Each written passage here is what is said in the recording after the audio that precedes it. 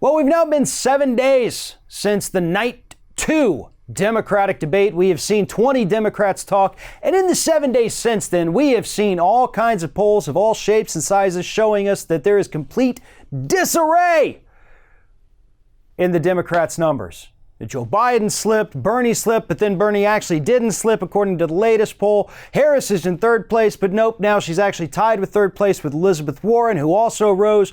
Buttigieg kind of went up, but then he went down, and oh my God, who knows what to make of any of it. And the point is, don't make anything of any of that. But there is one number that we actually should be paying attention to. In fact, it's actually two numbers that we should be paying attention to. 40% and 20%.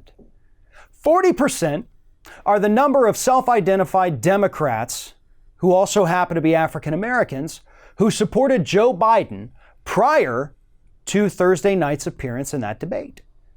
In the 7 days since that debate, since Kamala Harris had to educate Joe Biden about the significance and importance of busing to help integrate schools in this country, Joe Biden's support among African American Democrats has fallen from 40% to 20%. It has been cut in half after hearing that man speak for a grand total of 15 to 20 minutes maybe during that debate. That's all it took. Literally a few minutes of Joe Biden talking, a few minutes of Joe Biden being confronted about his horrid history, and his support among black voters fell by half. And that's one debate. By the time we get to November, Joe Biden's going to be polling in the low single digits. He's going to be pulling in Bennett numbers at that point, or Hickenlooper numbers for that matter, if he continues to perform the way that he did during that first debate.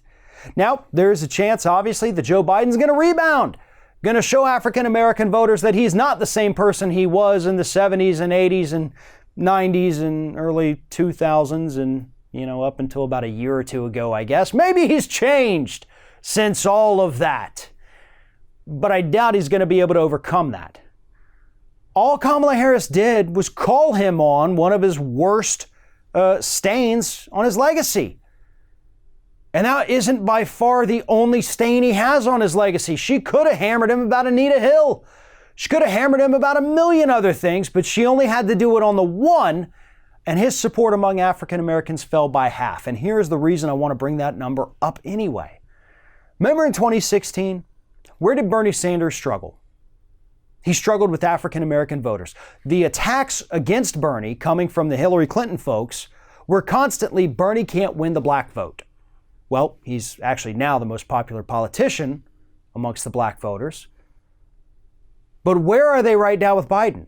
Why are they not saying the same thing? Biden can't win the black vote. African Americans don't like Joe Biden. African Americans are abandoning Biden. Those are accurate statements.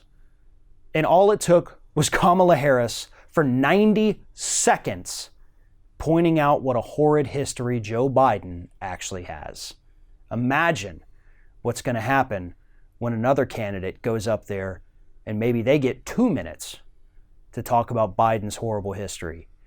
That support's going to drop even lower than 20%, and all they have to do is just talk about the facts, and that's enough to make Biden lose most of his support. Thanks for watching, everybody, and don't forget, if you like what you see here, like, comment, share, and subscribe to our channel. And now you can also become a member of Ring of Fire and get exclusive early access to certain Ring of Fire videos all throughout the week. Just click on the little join button right below the video.